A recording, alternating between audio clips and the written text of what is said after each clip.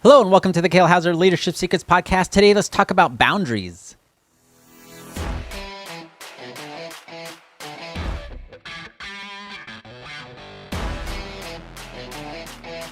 Hello, everybody, and welcome back to the Kale Houser Leadership Secrets podcast. My name is Kale Houser, co-founder of the Kale Houser Leadership Company. We specialize in small business, financial representative, HVAC, things of that nature, leadership development, as well as sales, marketing, and all things related to business. Pretty much anything other than managing your finances, which I wouldn't put me in charge of your finances because I don't know the law. That being said, total random there, but I want to talk a little bit. This is going to be a little bit different than my normal podcast in the sense of it's going to be a little bit more personal. It's going to be a little bit more on the personal development side versus the business side. And I know that sometimes my podcasts go into that, and arguably they kind of tend to stay in that a little bit more than often, but this is what you get. I overheard an interesting conversation recently. So I was actually in a hotel room, and it was in the evening, and I think I was reading a book or something, and I was sitting on my bed. It was just me by myself. Liz and the boys were home. I was traveling. And as with most hotels, right, they're not the most soundproof of walls. And there's a gentleman in the room next to me that I could hear having a discussion on the phone with. Now, it was definitely someone on the phone. It appeared that he, at least by what I could hear, that he was by himself in his room and having this discussion. It was like 8 o'clock, 9 o'clock at night or something like that. And over the course of, not helping but overhearing what was happening in actually it was right as I was getting ready to go to bed. That's what it was. Like I just turned the lights out, laid my head down, and then this discussion became clear through the walls. It wasn't a yelling or anything like that. It was just, I think he's just kind of a naturally loud talker. And he was certainly doing that on the phone. And it just became fascinating because presumably he was on the phone with who I'm guessing would be his girlfriend or maybe wife, but I got more the impression it was like a girlfriend type of scenario. And it was talking about, or he was calling her out on her drinking. Okay, kind of interesting. Like not something we normally talk about in the Kale Houser Leadership Secrets podcast, but I promise I'll get to the point. And he was having this, and from listening to it, it was a little bit heartbreaking. And he was essentially kind of pleading with her. But at the same time, calling her out and saying, hey, and I also got the impression they'd probably had this conversation before, and maybe even many times in their relationship, however long that was. I have no idea. I've never met the guy, never saw him, couldn't tell you what he looks like or anything of that nature. He was just a random voice on the other side of a hotel wall. But he's calling this gal, or presumably girlfriend, out for her drinking and how she was continuing to do it. And how she had lied about stopping, and he was calling her like, hey, you're basically an alcoholic. And it was interesting, and it's not something to laugh at, but he was calling her out. He was being very forthright. It's like, we've talked about this before. You lied about drinking, whether he caught her, maybe she went out and got hammered or whatever it was, because obviously he was by himself. Maybe he was traveling as well. But he was calling her out for being an alcoholic. Now, the assumption is that her drinking was probably out of control. That's generally when we call people out for it, not when they have a glass of wine on, with Sunday dinner or something of that nature. It's probably because her drinking, or this girlfriend or this friend's drinking, was out of control. And they'd had this discussion of like, hey, this isn't what I want. This isn't healthy. All the things that go along with why alcoholism is not a good thing for your life and not a good thing to have in your life. And he had reached his limit. Now, like I said, I got the impression that this was not a brand new conversation of like a new revelation that he no longer wanted to be dating an alcoholic or no longer wanted to be in that world. Who knows? Maybe he used to be that. Maybe he was trying to get himself sober after dealing with alcoholism and abusing those substances for, whatever. It's entirely possible.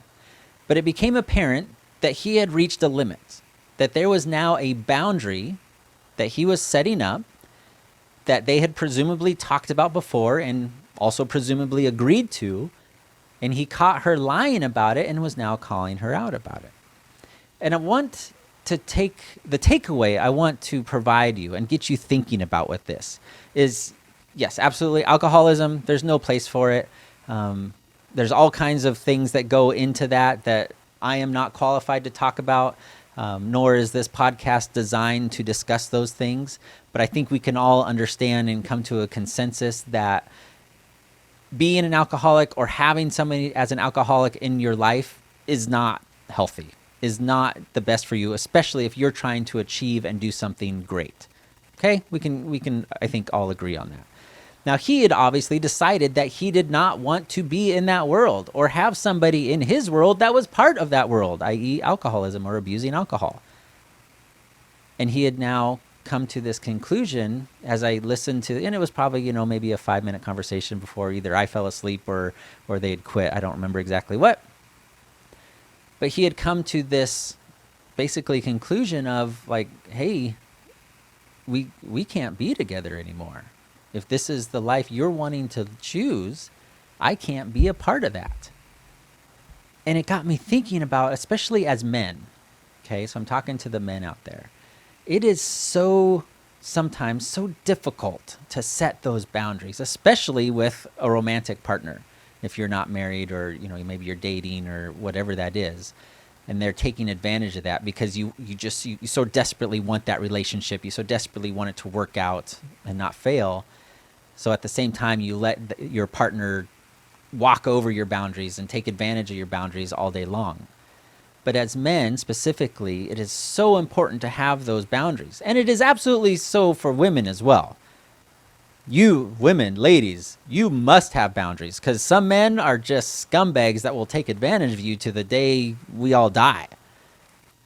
So don't let me, by me saying men, I can only speak from my perspective as a man. So that's kind of where I'm coming from. But please accept and acknowledge that I 100% agree and believe and encourage you, ladies, to put your boundaries in place and enforce them. Because just like a petulant child, we're all going to test each other's boundaries.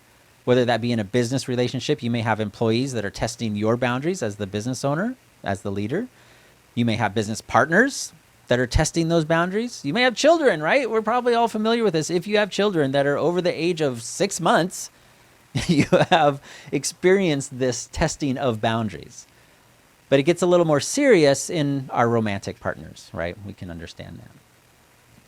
And I know and I acknowledge it can be absolutely murderous to try to enforce those because it means, and it may get to that ultimatum stage, but it means you're setting this hard line that either you will not let them pass into your world or you will not go past into that world, right? It's that fence.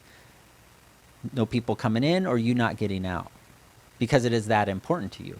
Now, in this gentleman's case, the alcoholism, the abuse of alcohol, and then thus her lying about it was his boundary. And he was going through that process of, probably kind of that fact-finding process of, is this a relationship worth continuing?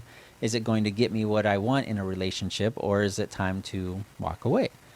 And that is a discussion and a questions you should be asking yourself a lot, especially if you have somebody in your life, business, professional, romantic, social, friends, family, anyone, family, that continues to push and try to either get you outside and beyond your own boundaries or get into on the inside of your boundaries that you have set up to protect yourself.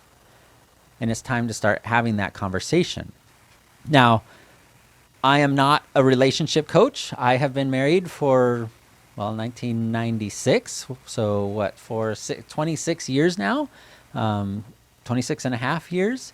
I have learned a thing or two from my own mistakes and from other people, but I am by no means an expert. Liz and I are a constant work in progress, as are most marriages that have made it this long. But we recognize, and and certainly more recently, we've recognized that we have to have our own boundaries in place of things to, as we have different interests and that type of thing, that we are still our own people.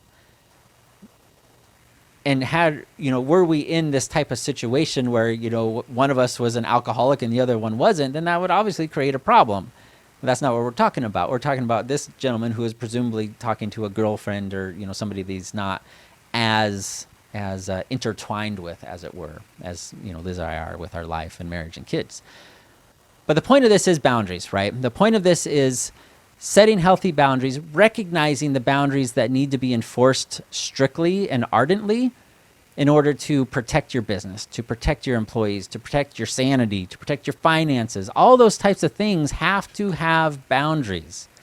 Because when you don't, or when you constantly are wishy-washy on the enforcement of those, you will get taken advantage of.